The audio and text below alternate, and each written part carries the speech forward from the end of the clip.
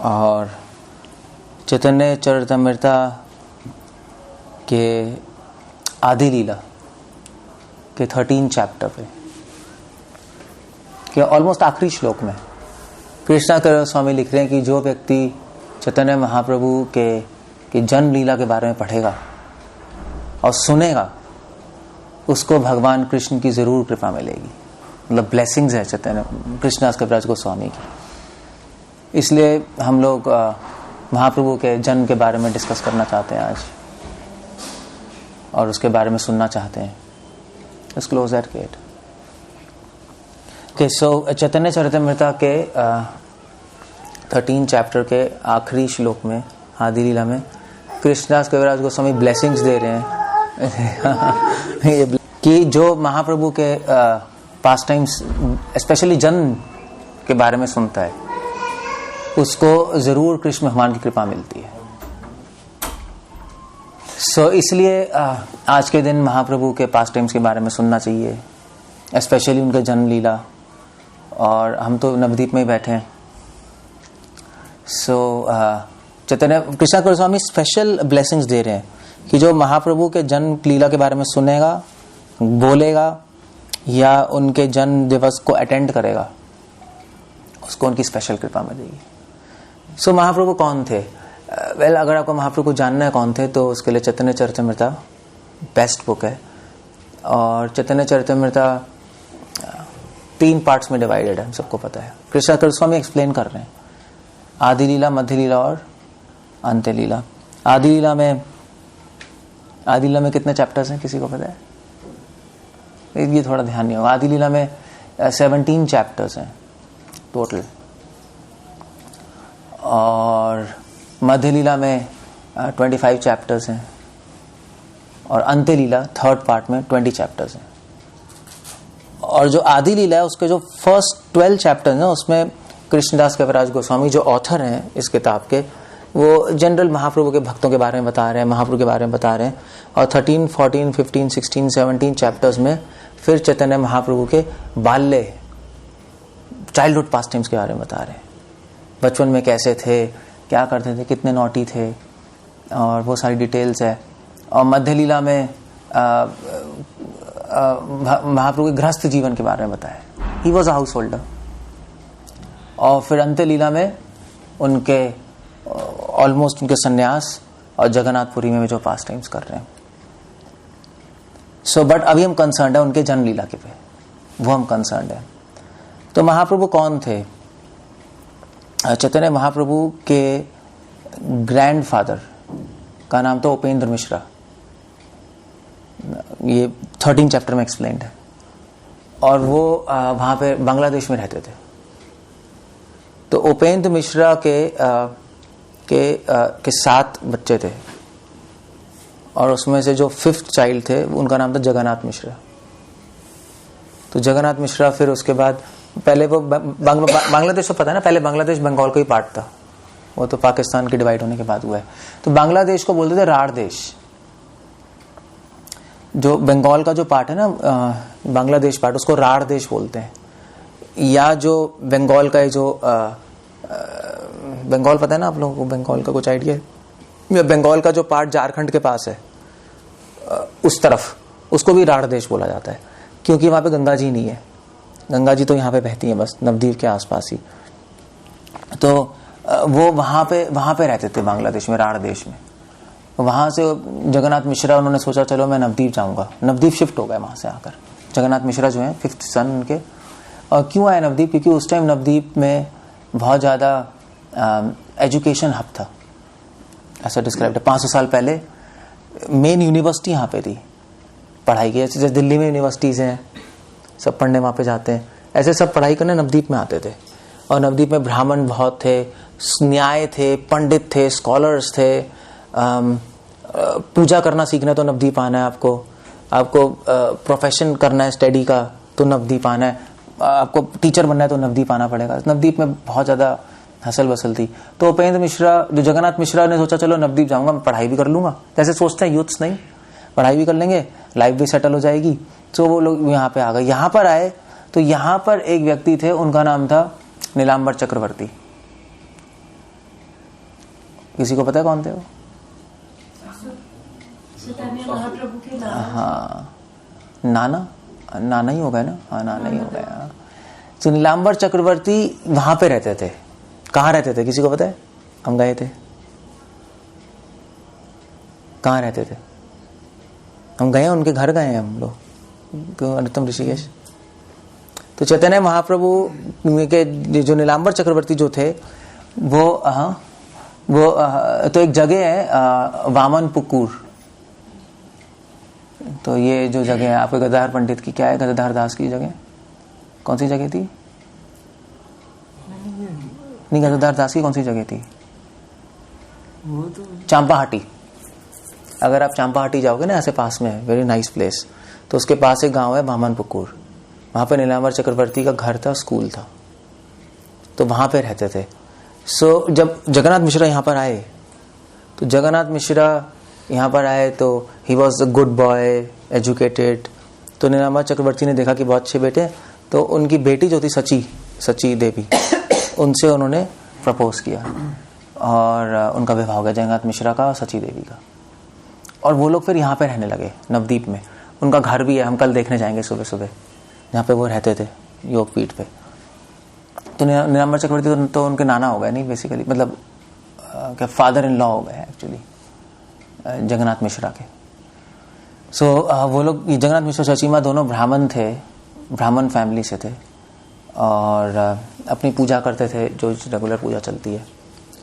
सो मगर प्रॉब्लम ये थी कि उन दोनों के जो पुत्र हो रहे थे, एक्चुअली पुत्र नहीं हो रहा था, पुत्री हो रही थी, और जो हो रही थी वो होते ही मर जाते थे।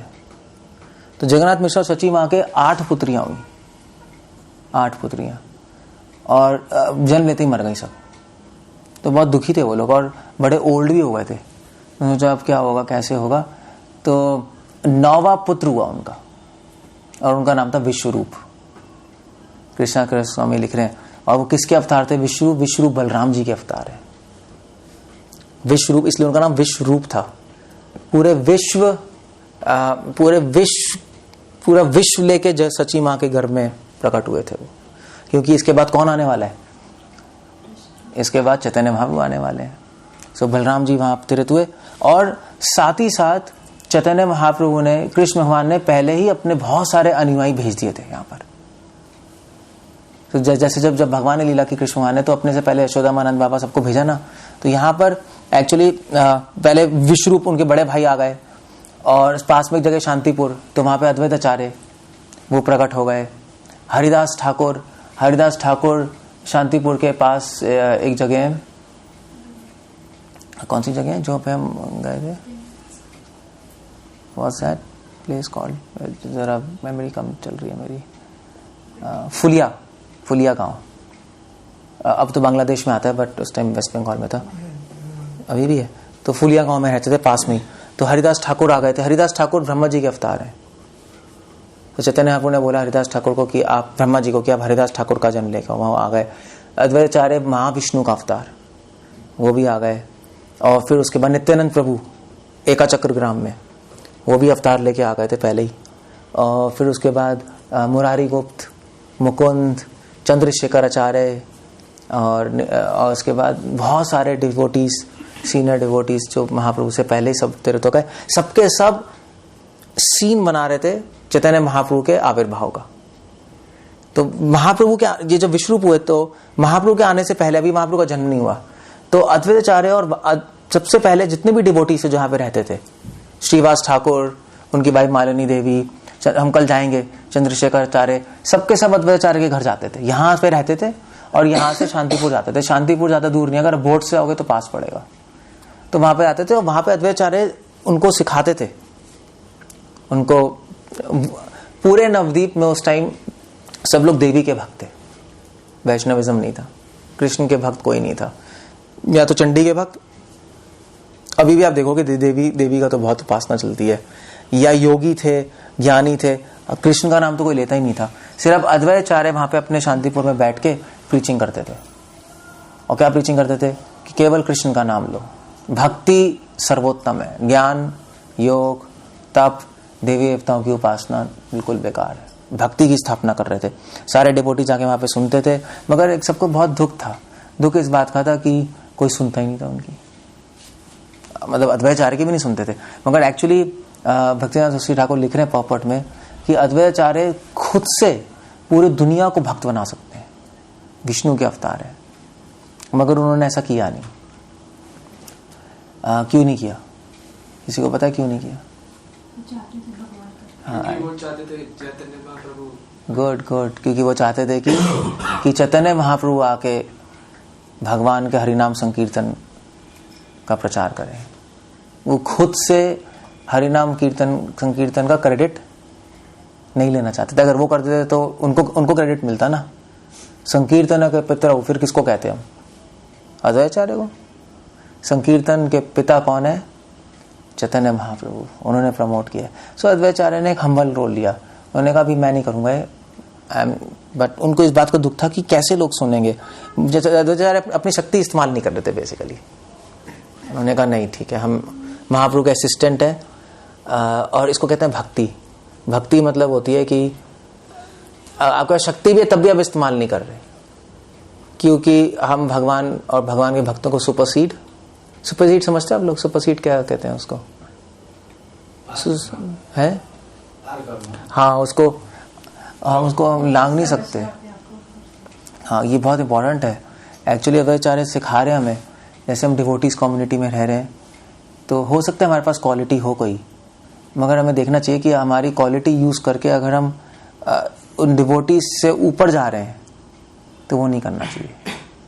हमें उसको यूज नहीं करनी चाहिए क्वालिटी को, क्योंकि हम सर्वेंट्स, हम मास्टर नहीं है। ऐसे हनुमान जी, रामायण में भी तो होता है। रामायण में आप जाओ, आप पढ़ लो तो रामायण जब हनुमान जी का सीता देवी को अशोक वाटिका में, हनुमान ने कहा मैं आपको लेके चलता हूँ, अभी आप बैठो मेरे पास।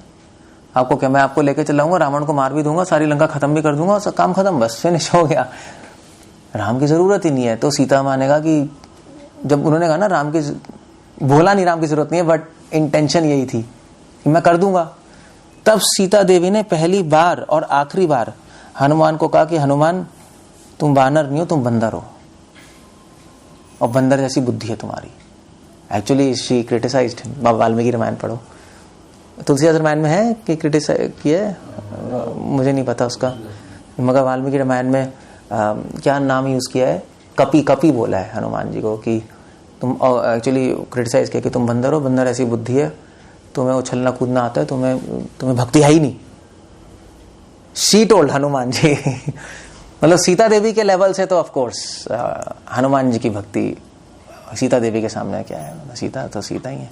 बट तो उन्होंने कहा कि हनुमान तुम सही नहीं सोच रहे, तुम क्या सोच रहे हो कि तुम मुझे ले जाओगे, लंका जला दोगे तो बहुत अच्छा हो जाएगा, तुम कर सकते हो, मगर अगर तुमने ऐसा किया तो तुम एक्चुअली अपनी प्रशंसा कर रहे हो और राम भगवान की निंदा कर रहे हो, क्योंकि इतिहास कहेगा हनुमान ने सीता को बचाया है।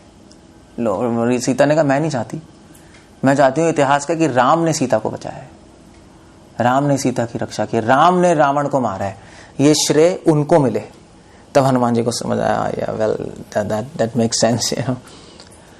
सो हनुमान जी ने अपनी शक्ति इस्तेमाल नहीं की वहां पे, he didn't use. Of course Sita Devi ने मना कर दिया। सो इससे हमें समझ आता है कि हो सकता है हमारे में कोई गुण हो, हमारे में कोई योग्यता हो, मगर उसको इस्तेमाल करना नहीं करना, वो बहुत ध्यान से सोचना पड़ेगा, कहीं हम वैष्णवों से ऊपर ना चले जाए। अगर ऊपर चले जाएंगे वैष्णव से तो अपराध हो जाएगा, एंड देन हम सर्वेंट नहीं है, हम मास्टर नहीं है, मतलब अच्छे सर्वेंट नहीं बन पाए, हम मास्टर बन गए। तो अद्वैताचार्य ने यही सोचा कि भी अगर मैंने कर दिया है सब तो महाप्रभु क्या करेंगे, इसलिए उन्होंने कहा नो स्टॉप इट। और बल्कि अद्वैताचार्य से पहले अद्वैताचार्य यहाँ पे उन्होंने प्रकट हुए, शांतिपुर में आ गए थे, और नित्यानंद प्रभु भी प्रकट हो गए थे एका चक्रग्राम में, नित्यानंद प्रभु। और नित्यानंद प्रभु ने भी प्रीचिंग नहीं की, वो भी रुके रहे जब तक महाप्रभु से मिले नहीं। यहाँ पे नवदीप में कोई प्रीचिंग नहीं की, he also just doing nothing. Nityananda Prabhu सिर्फ ट्रैवलिंग कर रहे थे अलग अलग धामों में, और वेट कर रहे थे कि कब महाप्रभु आए। इनफैक्ट नित्यानंद प्रभु अकेले ही पूरे बंगाल, पूरे संसार को भक्त बना सकते हैं। इनफैक्ट महाप्रभु ने नित्यानंद प्रभु की हेल्प मांगी थी, तो चैतन्य प्रभु ने संन्यास ले लिया, वो चले गए जगन्नाथपुरी। तो चैतन्य प्रभु ने कहा मतलब तो नित्यानंद प्रभु को श्रीपाद कहते थे चैतन्य महाप्रभु, रिस्पेक्ट देते थे ना, क्योंकि बड़े हैं ना।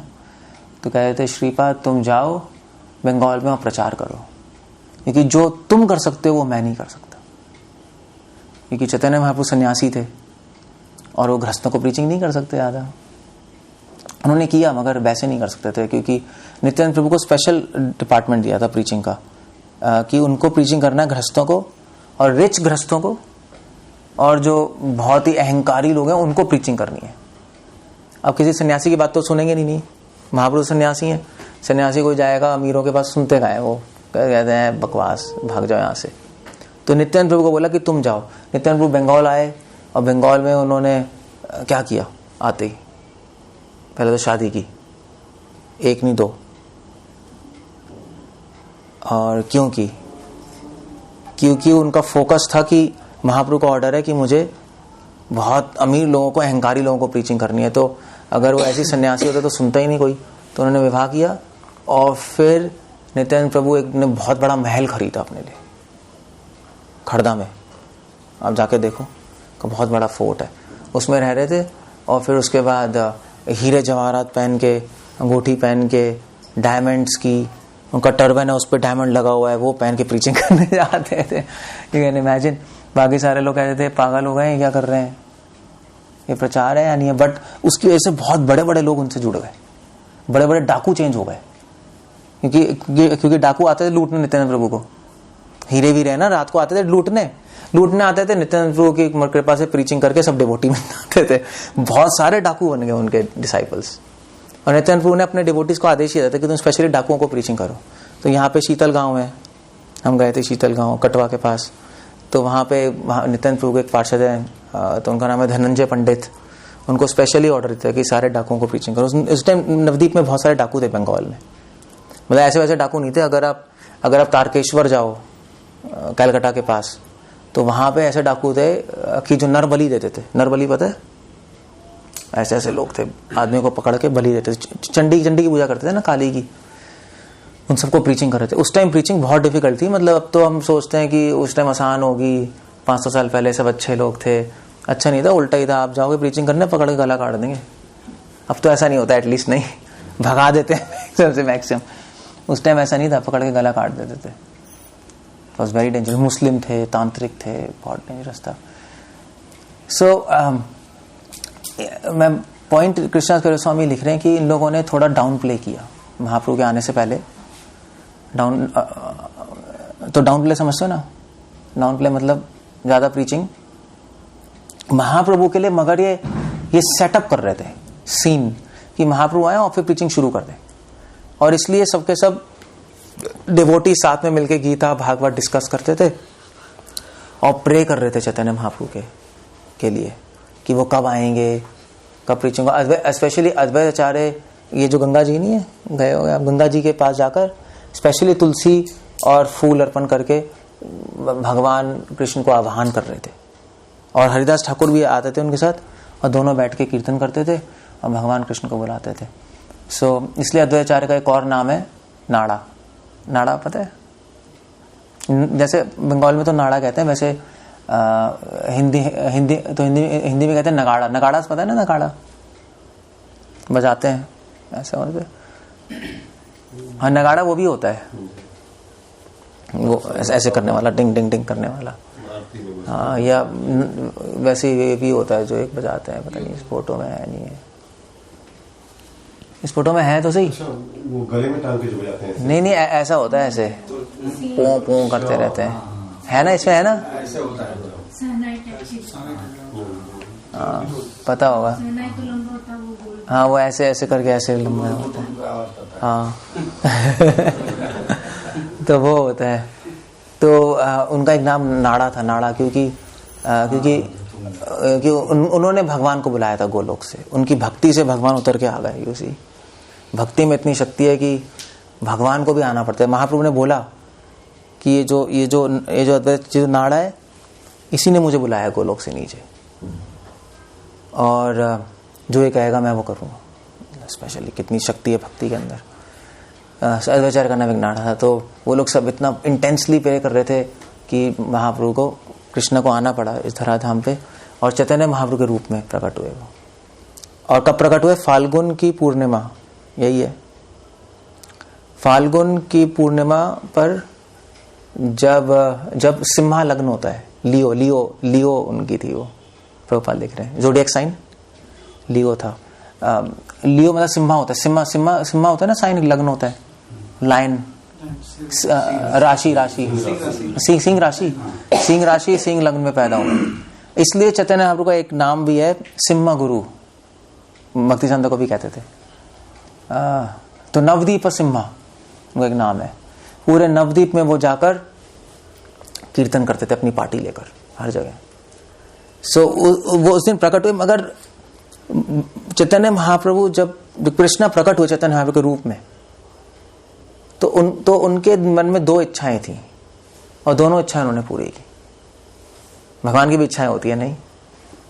उनके क्या इच्छाएं थी? एक इच्छा ये थी उनकी कि खुद प्रेम भक्ति का आस्वादन करें। कृष्णदास कविराज स्वामी ये लिख रहे हैं, प्रेम नाम, प्रेम अमृत और प्रेम भक्ति, ये 3 वर्ड इस्तेमाल कर रहे हैं 13 चैप्टर में। प्रेम नाम लेकर प्रेम भक्ति का आस्वादन करें। प्रेम नाम समझते हो ना? हरे कृष्ण मंत्र को प्रेम नाम ही कहते हैं क्योंकि इससे प्रेम मिलता है। राम नाम को बोलते हैं, राम नाम को मोक्ष नाम बोलते हैं क्योंकि इससे मोक्ष मिलता है। राम नाम लेने से प्रेम नहीं मिलता, राम नाम लेने से मोक्ष मिल जाएगा आपको, प्रेम बहुत मुश्किल से मिलेगा। इसलिए रूपा गोस्वामी कह रहे हैं राम का नाम तारक है, तारक जो तार देता है। इसलिए काशी में शिव जी क्या बोलते हैं? राम नाम बोलते हैं ना, तारक। मगर कृष्ण नाम पारक है, मतलब मोक्ष देकर उससे परे भी प्रेम भी दे देता है कृष्ण नाम। इसलिए 3 राम का नाम एक कृष्ण के नाम के इक्वल है। ये तो कहते ही है ना, 1000 नाम क्या है?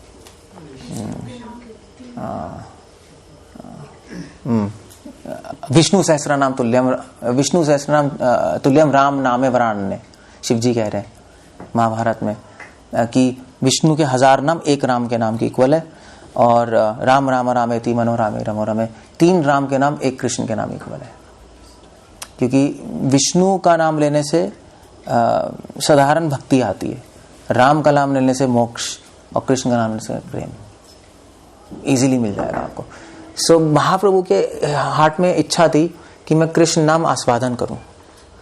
ये प्रेम है ना उसमें, कृष्ण नाम बोलते आपको प्रेम आएगा। आप देखो राम के भक्त क्या है? आप देखो, आप राम का कीर्तन होता है, रामानंदी है संप्रदाय, वो बैठ के राम की पूजा करते हैं और सीरियस लोग होते हैं। कृष्ण के भक्तों को देखो, नाचते रहते हैं, कूदते रहते हैं, नहीं वो सीरियस नहीं होता ना। It's a different kind of stuff. एक बार एक डिवोटी थे, और पता नहीं कौन बता रहा था मुझे कि वो फॉरेन में गए किसी संस्था में, तो वहां पर वो सारे शिव के भक्त थे वो संस्था में ना, शिव जी की पूजा कर। सो उन्होंने कहा कि भी आपके यहाँ तो बड़ी शांति है, मतलब क्या कितना अच्छा है। तो उन्होंने कहा हमारे इस्कॉन में तो बड़ी लड़ाई होती है, सब लड़ते ही रहते। तो जो तो उनके ओनर है ना, उन्होंने कहा वो तो बात सही है, क्योंकि हम शिव जी की उपासना करते हैं, शिव जी तो शांत है। आप कृष्ण की उपासना करते हो, वो तो खेलते कूदते रहते हैं, पॉलिटिक्स करते रहते हैं, तो लड़ाई नहीं होगी तो क्या होगा? ऐसा स्वामी है वैसा सेवक होंगे। So something is like that, but anyway, so it's a joke. But ये एक इच्छा थी महाप्रभु के हृदय में, उस प्रेम का आस्वादन करना, प्रेम नाम लेकर जो प्रेम राधा रानी अनुभव कर रही है उसको आस्वादन करना। बट कृष्णदास कविराज स्वामी लिख रहे हैं कि वो आस्वादन करना एक छल था, वो एक छल था। क्या करने के लिए? प्रेम नाम का प्रचार करने के लिए। महाप्रभु खुद आस्वादन कर रहे हैं, और उस आस्वादन करने के चक्कर में वो उन्होंने बांट दिया उसको। He is tricking people. लोगों को लग रहा है कि वो अपनी भक्ति कर रहे हैं, अपना आस्वादन कर रहे हैं, मगर एक्चुअली उस चक्कर में लोगों को आस्वादन करा दिया उन्होंने। ये कृष्णा के स्वामी लिख रहे हैं। महाप्रभु की मेन डिजायर ये थी कि वो सबसे हरिनाम कराए, बस हरिनाम बस होना चाहिए किसी ना किसी भी तरीके से बस।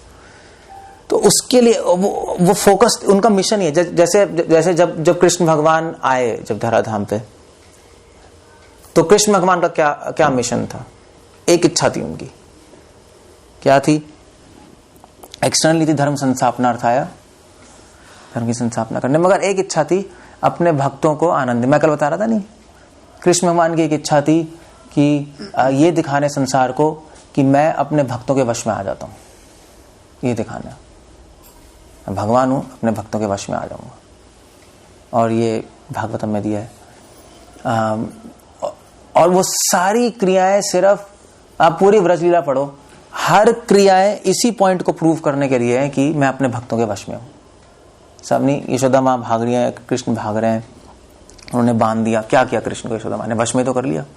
रासलीला क्या है? पूरी यही है, गोपियां भगवान का डांस कर रही हैं, राधा रानी गुस्सा होकर चली गई, कृष्ण भगवान उनके पीछे पड़े। क्या है? राधा रानी का पूरी लीला ही ये दिखा रही है कि कृष्ण उनके वश में है।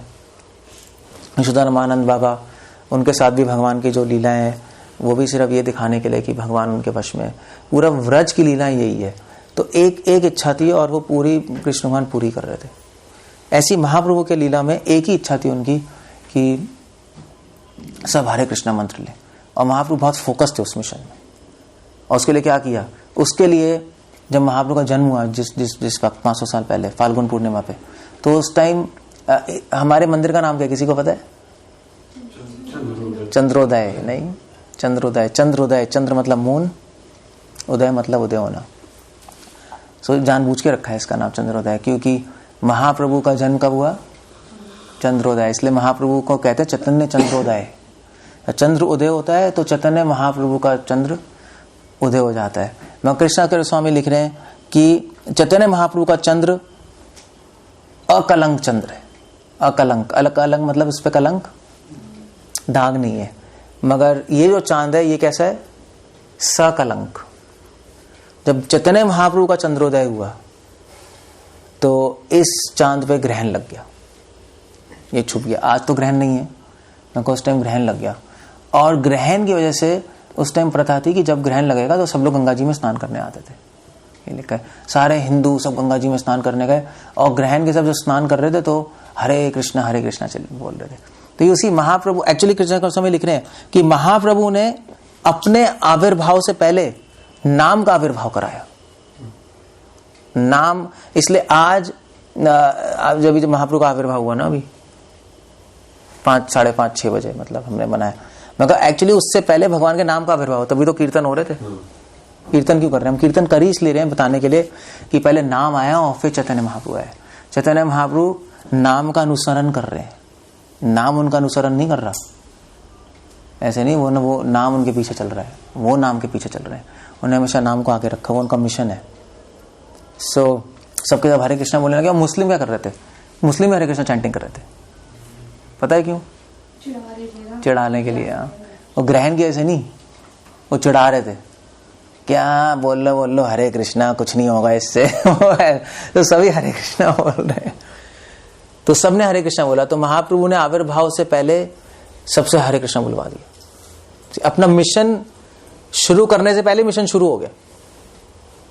ये चैतन्य महाप्रभु यू सी कितने फोकस्ड हैं अपने, अगर ऐसे कहें मतलब अपने सर्विस में कितने फोकस्ड हैं भगवान। वो अपनी तरह से सेवा ही कर रहे हैं ना इस संसार की लोग की। और फिर उसके बाद जब पैदा हुए चैतन्य महाप्रभु, तो वो हमेशा रोते ही जाते थे, और उनको चुप कराने के लिए क्या करते थे लोग?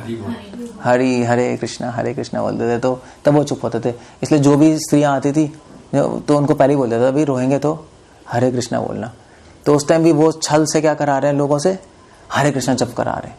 इसलिए कुछ स्त्रियों ने उनका नाम गौर हरि रख दिया, क्योंकि थे गोरे और बार बार हरि बोलना पड़ता था। तो उन्होंने कहा भाई ये तो गौर हरि है, वहां से उनका नाम गौर हरि पड़ गया। जो हम बोलते हैं ना गौर हरि, वो गौर हरि महाप्रभु का बचपन का नाम है। और बचपन का एक और नाम था निमाय। और ये किसने रखा था नाम? मौसी कौन है? मुझे तो पता ही नहीं।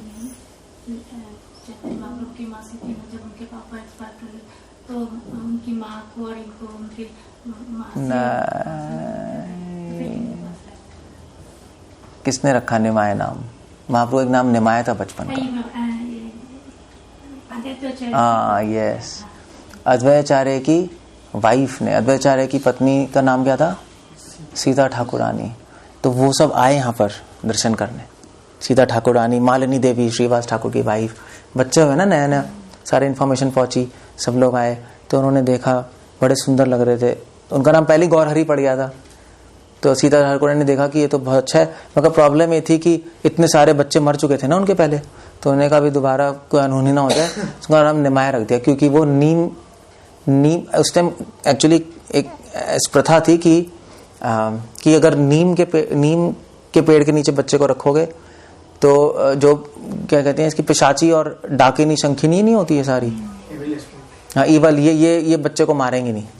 तो उन्होंने उस डर से रख दिया कि तुम हमेशा जीते रहो, और का नाम निमाय रखा। निमाय नीम से रखा, नीम से निमाय की कुछ उनका अपशगुन ना हो जाए। बचपन का नाम एक निमाय था, गौर हरि था, वैसे निमाय पंडित कहते थे उनको। और उन बाद में सन्यास के बाद उनका नाम पड़ा गौरंग महाप्रभु। गौरंग महाप्रभु वो सन्यास के बाद पड़ा था। वो तो है ही, मतलब 2-3 नाम थे ना, कृष्ण चैतन्य महाप्रभु, गौरंग महाप्रभु, ये 2-3 नाम सन्यास के नाम थे। महाप्रभु के कई नाम थे, बट नवदीप में कुछ लोग बोलते थे उसके बाद। सो पॉइंट ये था कि जब पैदा हुए स्त्री, तब भी हरि नाम करा रहे हैं, देख लो आप, बोलना पड़ रहा है। He was forcing people to chant. बचपन से उनकी आदत है, लोगों को फोर्स कर रहे हैं। यू सी, प्रभुपाद कह रहे थे, प्रभुपाद ने तभी बोला था अमेरिका में कि जाके हरे कृष्णा कीर्तन करो। तो डिवोटीज ने बोला कि प्रभुपाद हरे कृष्णा कीर्तन करने, फॉरेन में तो लोग वो होते हैं ना, डिस्टर्ब होते हैं ना, पुलिस को भी बुला सकते हैं, वहां पे तो रुकवा सकते हैं, वरना कोई प्रॉब्लम नहीं है। हम लोग हैरेस कृष्णा है, हरे कृष्णा नहीं है। हम लोग हैरेस करते हैं। लोग हैरेस समझते हो? हरास नहीं समझते? हरास समझते हो ना, हरास, हाँ परेशान। तो हम लोग हरे कृष्णा नहीं है, हम लोग हरास कृष्णा है। हम लोगों को हरास करते हैं, जाके बुलवाओ। क्योंकि महाप्रभु ने ऐसे किया, रो ही नहीं रहे बचपन में, रोते जा रहे, चुप ही नहीं हो रहे, हरास ही तो कर रहे हैं। भैया हरे कृष्णा नहीं बोलोगे तो चुप नहीं हो रहा मैं, तो हरे कृष्णा बोलना पड़ रहा है लोगों को। हरास ही तो कर रहे हैं एक तरह से, तो फोर्स करवा रहे हैं चैंटिंग करने को। प्रभुपाद ने खुद ने बोला है अपने लेटर्स में कि प्रभुपाद ने बोला मैंने ऐसा प्लान बनाया है कि लोग फोर्स हो जाएंगे भगवान का नाम लेने के लिए, फोर्स हो जाएंगे। तो महाप्रभु इसी अपने मिशन में कितने एक्सपर्ट है महाप्रभु। और फिर जब धीरे धीरे महाप्रभु बड़े हुए तो 5 साल से उनकी एजुकेशन शुरू हुई, 5 इयर्स के बाद। और फिर जब एजुकेशन शुरू हुई तो उन्होंने एजुकेशन ली, और फिर जब थोड़े सीख लिए तो वो बच्चों को पढ़ाते थे अपने घर में। उन्होंने स्कूल खोल लिया, और स्कूल में भी वो कृष्णा स्वामी लिख रहे हैं कि क्या लिख रहे हैं, सूत्र, वृत्ति, पंजी, टीका, 4 चीजें होती हैं। तो कोई भी बुक लेते थे, उसके सूत्र पढ़ते थे, उसकी टीकाएं पढ़ते थे, उसकी वृत्ति पढ़ते थे, उसकी पंजी पढ़ते थे। ये पता है ना आप लोगों को, ये सब पता है या नहीं? और सूत्र मतलब होता है जो सूत्र है उसके अंदर, हाँ सूत्र,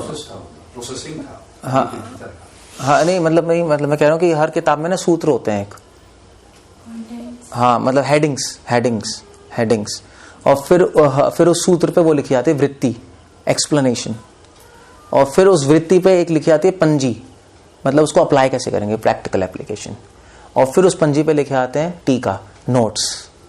तो हर आप कोई भी पढ़ोगे, आप व्याकरण पढ़ोगे पाणिनि के, उस पे वृत्ति है, पंजी है, टीकाएं हैं।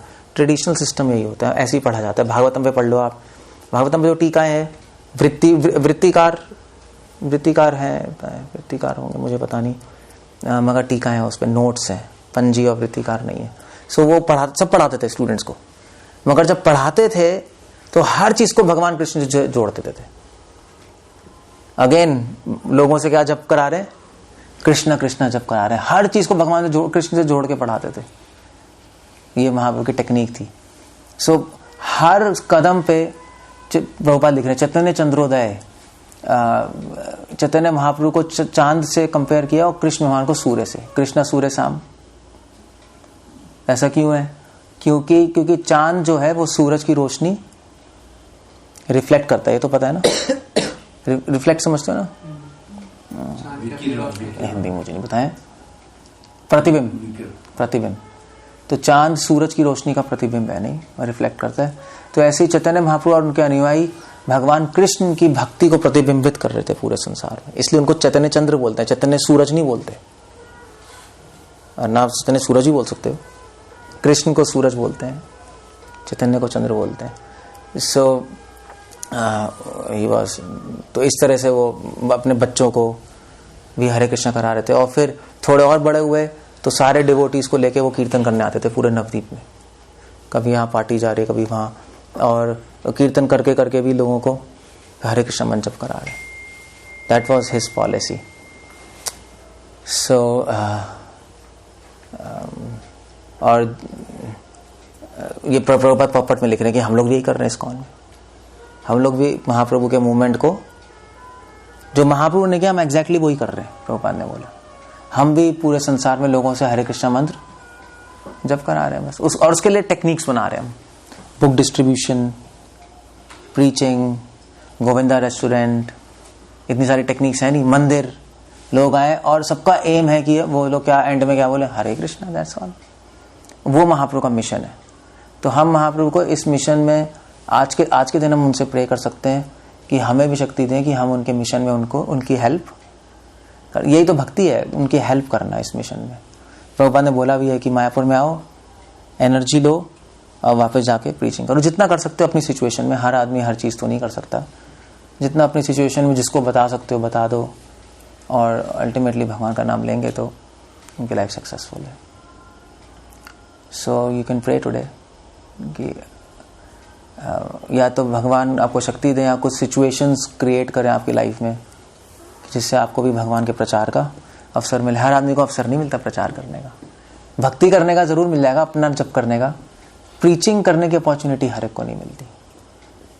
वो तो चैतन्य महाप्रभु की स्पेशल कृपा होती है कि बिना किसी ऑब्स्टिकल के आप प्रचार कर रहे हो, कितना मुश्किल है नहीं। इस संसार में जो लोग, भागवतम कह रहे भूरिदा जना, गोपियां ऐसे लोगों की प्रशंसा कर रही हैं, राधा रानी प्रशंसा कर रही हैं कि जो प्रचार कर रहे हैं वो लोग महान लोग हैं, राधा।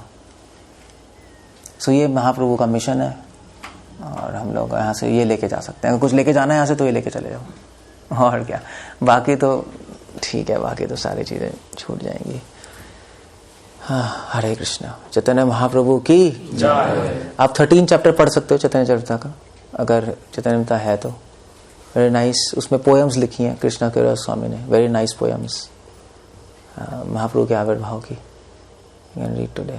वैसे आज के दिन जब 505 साल पहले जब महाप्रभु का आविर्भाव हुआ था तो कोई सोया नहीं था, सीरियसली। अद्वैताचार्य, नित्यानंद प्रभु सब डांस कर रहे थे वहाँ शांतिपुर में, और सॉरी हरिदास ठाकुर, अद्वैताचार्य सब डांस कर रहे हैं वहाँ। एक्चुअली हरिदास ठाकुर ने क्या पूछा, आपको क्या हो गया? तो आचार्य ने बोला कि महाप्रभु का, भगवान कृष्ण का जन्म है, मुझे पता लग गया। सारे डिवोटी जो थे सबको पता लग गया था, अपने आप आए नहीं थे, वो न्यूज नहीं पहुंची थी, मगर हर एक को पता लग गया था कि कृष्ण भगवान ने जन्म ले लिया। डिवोटीज पूरी रात कीर्तन कर रहे हैं, दे वर एंजॉयिंग, दे कुडंट स्टॉप। अब आप लोग तो नहीं कर, अभी थक रहे हो, बट जितनी चैंटिंग हो सके कर लो, देन यू कैन स्लीप। हरे कृष्णा। कुछ पूछना, कुछ कहना है?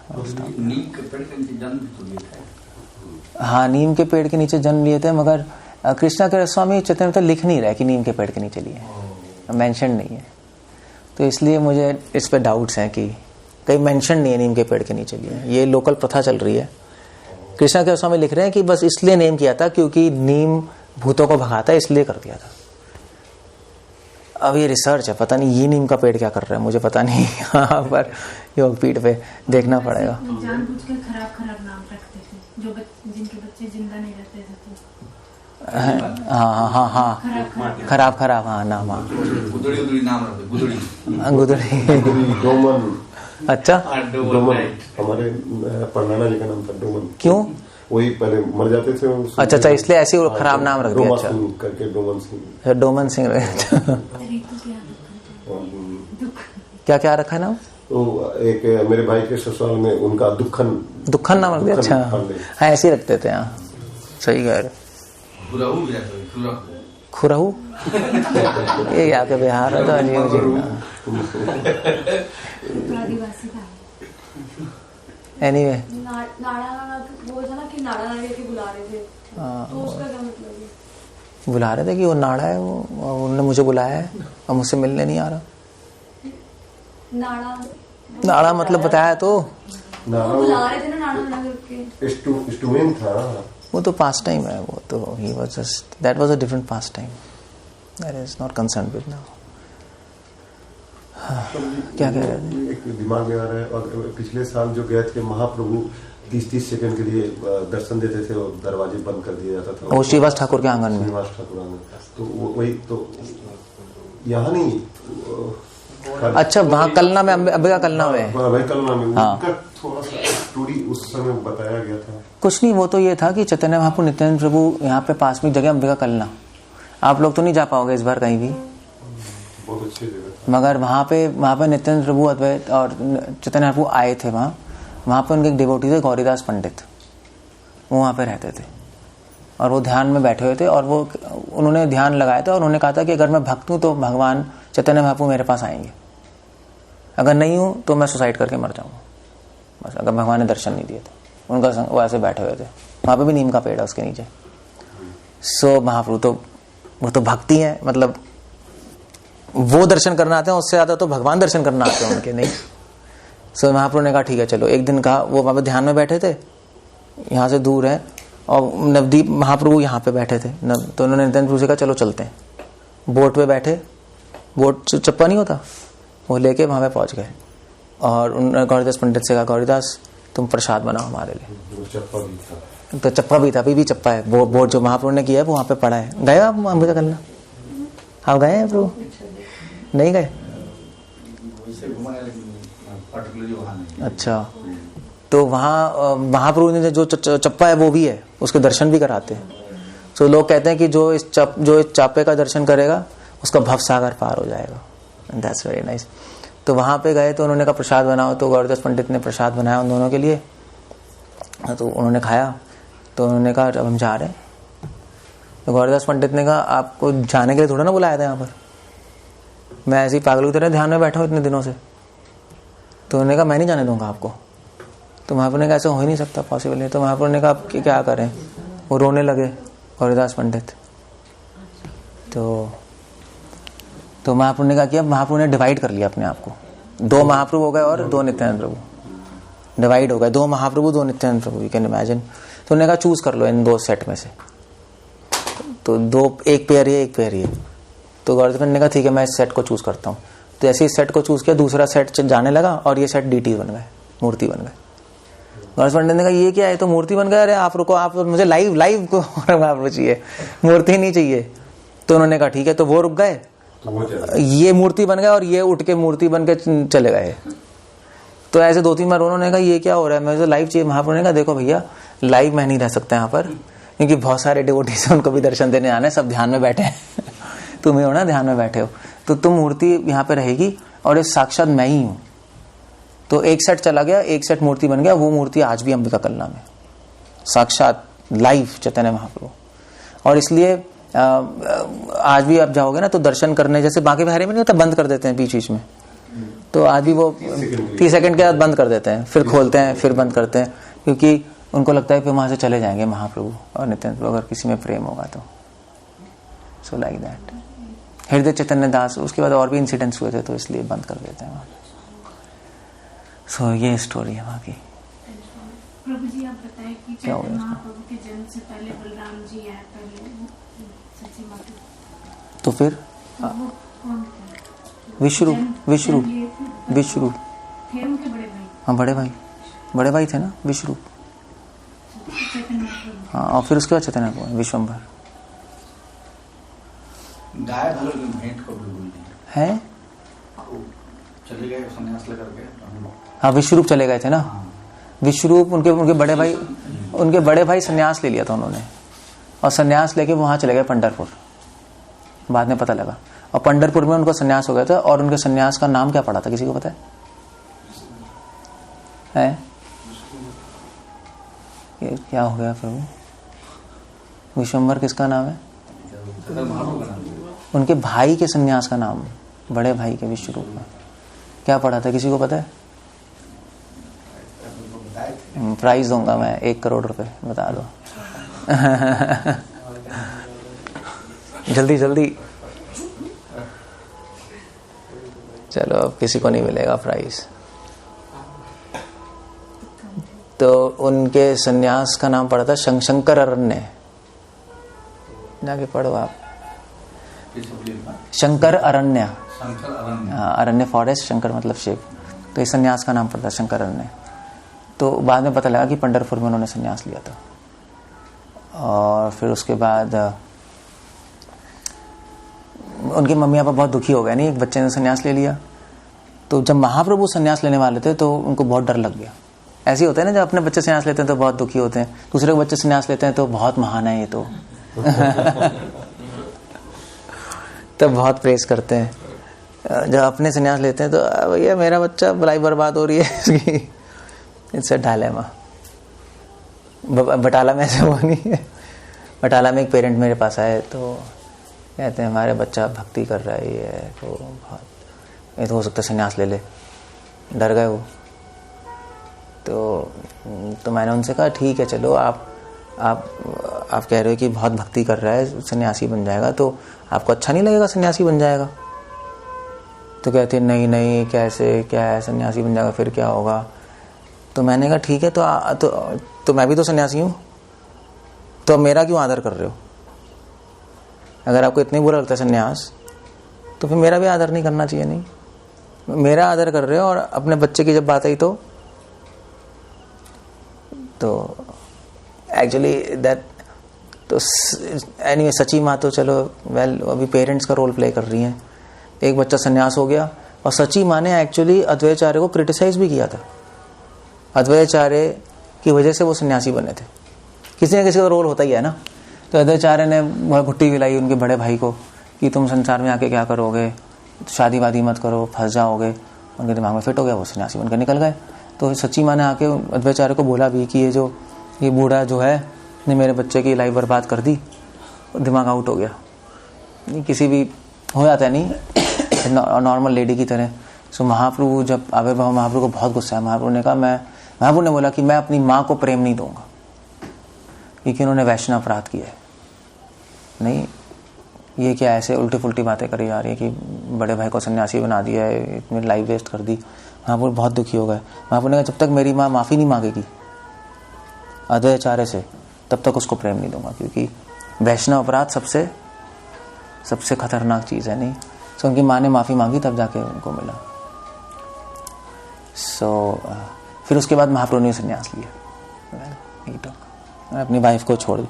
उनकी वाइफ थी, क्या थी, विष्णुप्रिया थी, लक्ष्मी विष्णुप्रिया ना, बाद में दूसरी वाइफ।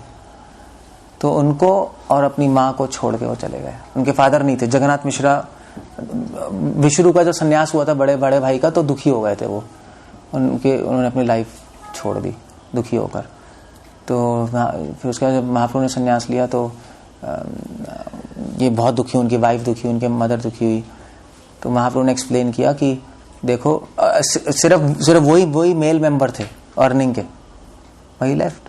क्योंकि माँ ने कहा भी तुम चले जाओगे तो घर कैसे चलेगा, तुम्हारी पत्नी इतनी यंग, मैं मदर हूँ, फादर नहीं है। महाप्रभु ने कहा चिंता मत करो, सबका पालन भगवान कृष्ण करते हैं।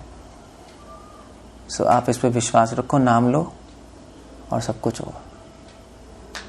और उन्होंने संन्यास लिया। तो महाप्रभु ने अपने एक्शन से दिखाया, सिर्फ बोला नहीं, एक्चुअली करके दिखाया। अपनी पूरी लाइफ उन्होंने भक्ति करके दिखाई कि भक्ति क्या होती है। भक्ति मतलब इस संसार से आसक्ति तोड़ के भगवान से आसक्ति भगवान से प्रेम करना। इसका मतलब ये नहीं कि सब अपना घर छोड़ दें। पॉइंट ये है कि अपने हृदय से भगवान से जुड़ना चाहिए। चाहे हम घर में हो, अटैच भगवान से होना चाहिए, घर वालों से ज़्यादा अटैच्ड नहीं होना चाहिए। वो तो आप ऐसे ड्यूटी करते रहो।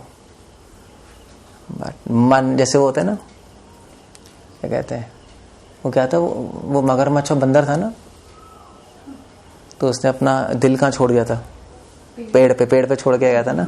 वैसे ही है, अपना हृदय, अपनी भावनाएं, अपनी आत्माएं मायापुर में छोड़ के चले जाओ घर वापस। यहाँ से वापस मत जाना, यहाँ पे छोड़ के चले जाना अपना दिल, यहाँ पे महाप्रभु के चरणों में छोड़ के फिर चले जाओ पंजाब, दिल्ली, और तब ठीक, कोई प्रॉब्लम नहीं। दिल्ली जाने का दिख रहा मायापुर अच्छा है ना? तो फर्स्ट टाइम आप लोग आए हो? फर्स्ट टाइम आए हो ना आप लोग? हाँ, first Yeah, that's nice.